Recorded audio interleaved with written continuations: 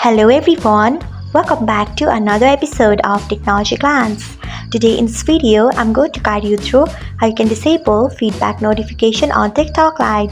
So let's get started. Firstly, open TikTok Lite app in your device. Then tap on your profile icon if you haven't. Next tap on three dots icon. After that, tap on settings and privacy. Now tap on notifications.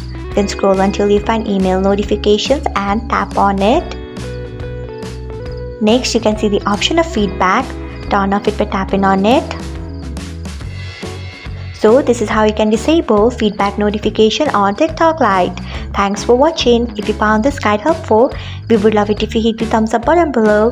We upload great new tech tutorials like this one every day, so do not forget to subscribe to our channel and hit the bell icon so that you'll never miss another update.